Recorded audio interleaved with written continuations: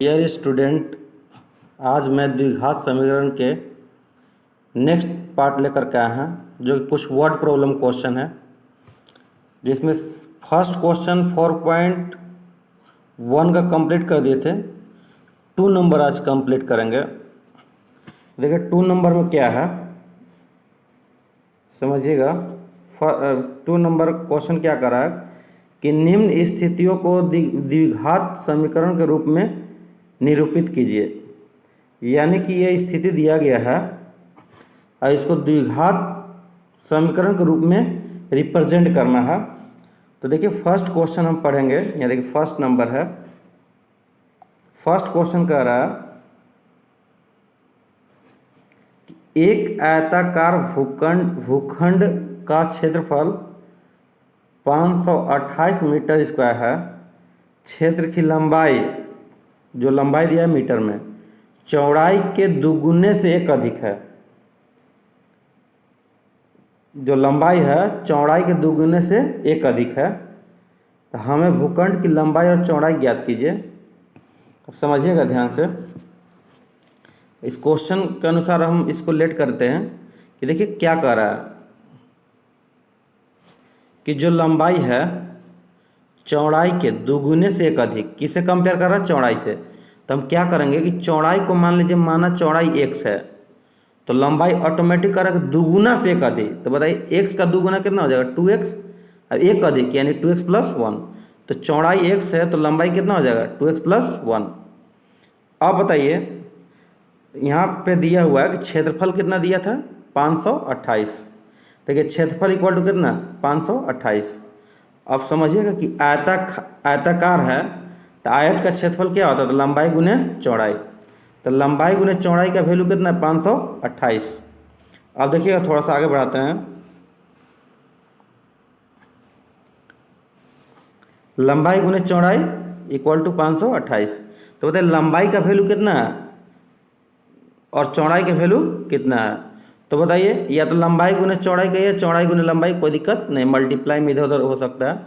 अब बताइए हम 2x + 1 यानी कि लंबाई को कितना रख दिए? 2x + 1। तो 2x + 1 रख दिए लंबाई की जगह पे, और चौड़ाई कितना दिया हुआ है? x। तो गुने x। अब देखिए इसको मल्टीप्लाई करेंगे तो x गुने 2x, तो 2x इसका हो जाएगा, प्लस x गुने 1 तो कितना हो जाएगा? x। अब बराबर में 528 था, ये प्लस इधर था, इधर ले आया तो क्या हो जाएगा? माइनस। यानी कि क्वेश्चन नंबर 2 कह रहा था कि द्विघात के रूप में इसको रिप्रेजेंट कीजिए। तो बताइए द्विघात समीकरण है, क्योंकि अधिकतम घात कितना है? 2। तो आपका द्विघात समीकरण में रिप्रेजेंट हो गया है। चलिए क्वेश्चन नंबर नेक्स्ट देखते हैं। क्वेश्चन नंबर 2 देखिएगा। देखिए क्वेश्चन क्या कह रहा है कि 2 क्रमागत धनात्मक पूर्णांकों का गुणनफल 306 है। हमें पूर्णांक को ज्ञात करना है। अब देखिएगा कि 2 क्रमागत, अगर क्रमागत का बात किया जाए तो मानेंगे कि माना 2 क्रमागत धनात्मक पूर्णांक, पहला x है, दूसरा क्या हो जाएगा? x + 1। अगर तीसरा कहता था x + 2। अगर 3 पूर्णांक कहता तो हमारे पास 2 ही कह रहा है, तो पहला को x मानेंगे, दूसरा को कितना मानेंगे? x + 1। अब यहाँ कह दिया कि दोनों का गुणनफल 306 है। अब बताइए गुणनफल दोनों का कितना है? 306। तो पहला x लिए है, दूसरा x + 1, तो दोनों को गुना कर देंगे और कितना लिख देंगे? 306। अब कैलकुलेट कीजिए, x गुने x² x गुने 1 x हो जाएगा, प्लस है, प्लस उधर है तो इधर आएगा तो क्या हो जाएगा? माइनस हो जाएगा। आगे देखिए थोड़ा सा देखिएगा क्या किए कि x² + x, अब प्लस 306 इधर से इधर लाइएगा अपोजिट साइड, तो प्लस से क्या हो जाएगा? माइनस। अब इसको देखिए कि द्विघात समीकरण के रूप में आ गया। आपका क्वेश्चन यही कर रहा था कि द्विघात समीकरण के रूप में आपको रिप्रेजेंट कर देना है। चलिए क्वेश्चन नंबर 3 देखते हैं।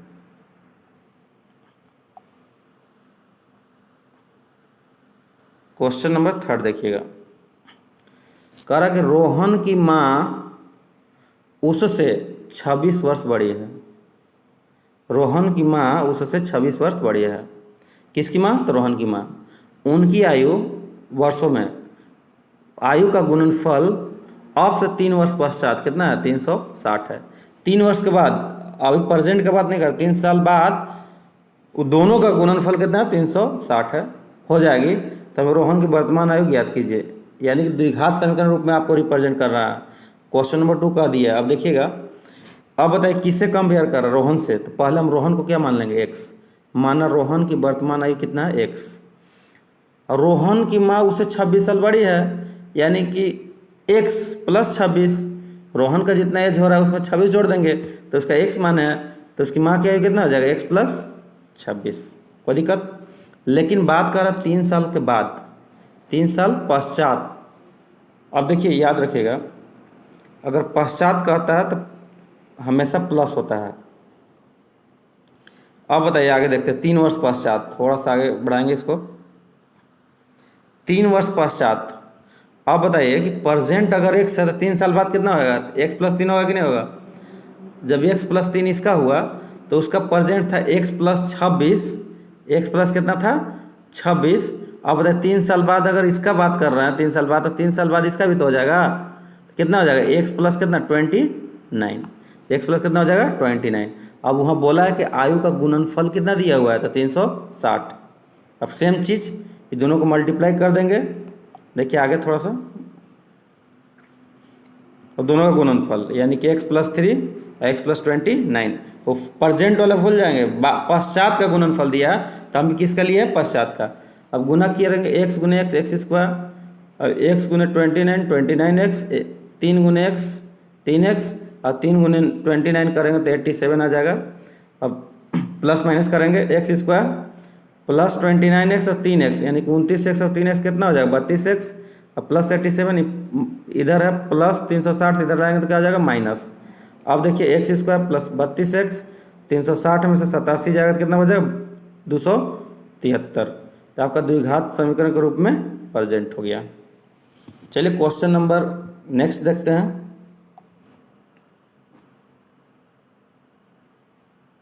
देखिए आगे क्वेश्चन कह रहा है कि एक रेलगाड़ी 480 किलोमीटर की दूरी समान चाल से तय करती है। यदि इसकी चाल 8 किलोमीटर कम होती तो वह उसकी दूरी को तय करने में 3 घंटा अधिक लेती। हमें रेलगाड़ी की चाल ज्ञात कीजिए। अब देखिएगा, दूरी दिया हुआ है कितना, 480। कितना दिया हुआ है, 480 किलोमीटर। अब कह रहा है कि यदि इसकी चाल 8 किलोमीटर कम कर दिया जाए तो वह उसी दूरी को तय करने में 3 घंटा अधिक समय लेती है। आप बताइएगा कि अगर चाल को हम कम कर देते हैं तो समय ऑटोमेटिक ज़्यादा लगेगा। तो पहले बताइए, हम चाल हमारा दिया हुआ नहीं है, तो माना रेलगाड़ी की चाल कितना, 1 किलोमीटर/आवर, जो मानना है x y z कुछ भी मान सकते हैं। तो 1 किलोमीटर/आवर, क्योंकि चाल हमारा नहीं दिया, क्या दिया है, दूरी दिया है 480। तो आप पढ़े होंगे समय = दूरी बटा चाल होता है। तो अगर चाल हमारा x दिया तो समय कितना लगेगा, तो समय दूरी कितना दिया, 480, और चाल कितना मान लिया x, तो समय हमारे पास कितना हो गया, 480/x। अब चलिए आगे देखते हैं, समय हमारे पास निकला। यदि चाल को, बताइए चाल को हम क्या किए, चाल हम x माने तो उसमें 8 घटा देखिए, 8 किलोमीटर/आवर कम किए तो समय बताइए 3 घंटा ज़्यादा लगेगा, यानी समय को मान लिया t, तो समय कितना लगेगा, 3 घंटा ज़्यादा लगेगा, तो यानी t + 3 हो गया। अब बताइएगा कि t का वैल्यू यहाँ दिया हुआ है, समय का वैल्यू दिया है कितना, 480/x। तो समय का जगह कितना, 480 कितना रख दिए, x, और समय बराबर क्या होता है, दूरी बटा चाल। अब बताइएगा तो दूरी कितना है, 480, क्योंकि दूरी सेम है, लेकिन चाल को क्या कर दिया गया है, तो कम कर दिया गया है। यहाँ देखिएगा, तो दूरी बटा चाल, तो दूरी कितना है, दूरी तो सेम ही है, लेकिन चाल को क्या किए, कम किए। तो समय बताइए, पहले समय लगता था 480/x, तो 3 घंटा ज़्यादा लग रहा है, तो 3 को जोड़ दिए। अब इसको कैलकुलेट कर लेंगे, जो रिजल्ट आएगा वही आंसर आएगा। अब कैलकुलेट करने के लिए देखिए 480 यहाँ भी है, 480 यहाँ है, इसको एक साइड कर लेंगे ताकि कैलकुलेशन में हमको आसान पड़े। तो यहाँ प्लस से इधर ले आया तो क्या हो गया, माइनस। अब देखिए 480 को क्या किए, कॉमन लिए, तो ये 1/x माइनस 8 बच गया, माइनस 1/x बचा। अब देखिए 3 से एक बार में कट गया और 160 बार में काटा। अब आगे देखिए क्या किए, 160। अब देखिए इसको जब मल्टीप्लाई किए एलसीएम लेकर के, थोड़ा सा देखिएगा, इसको काटने के बाद क्या किए, x माइनस 8 और x का एलसीएम लिए, x माइनस 8 से x माइनस 8 कट गया तो यहाँ कितना लिख दिए x। अब x से x कटा तो x माइनस 8, मतलब फ्रैक्शन का सबट्रैक्शन है। अब बताइएगा, अब इसको 160 ही कट गया था, x minus x minus minus क्या हो जाएगा प्लस, अभी x से ही x कट गया तो कितना बच गया, 8 बच गया, ऊपर में 8 बचा। अब देखिए 160 गुने क्या कर दिया, 8 कर दिए तो 1280 आया। इधर नीचे कुछ नहीं था तो मान लीजिए x 1 था तो नीचे से x² माइनस 8x बच गया, इधर 1 बचा काटने के बाद यहाँ। अब देखिए क्या करेंगे, तो क्रॉस मल्टीप्लाई करेंगे। क्या करेंगे, क्रॉस मल्टीप्लाई करेंगे। क्रॉस मल्टीप्लाई करने के बाद आपका आया कितना, x से करें कोई x² माइनस 8x, इसको किया तो 1280। अब इस प्लस इधर लाया तो क्या हो गया, माइनस। अब देखिए ये द्विघात समीकरण में हम रिप्रेजेंट कर दिया। आपका क्वेश्चन नंबर 2 कह रहा था कि जितना भी स्थिति दिया हुआ है उसको द्विघात समीकरण के रूप में रिप्रेजेंट कीजिए, दर्शाइए। तो 2 नंबर भी कंप्लीट हो गया। यदि आप वीडियो नहीं देखे होंगे तो फर्स्ट वीडियो देख लीजिएगा, इसके बाद इसको देखिएगा। इसके बाद भी अगर नहीं समझ में आएगा तो कमेंट कीजिएगा। तो आज के लिए इतना ही, थैंक यू वेरी मच।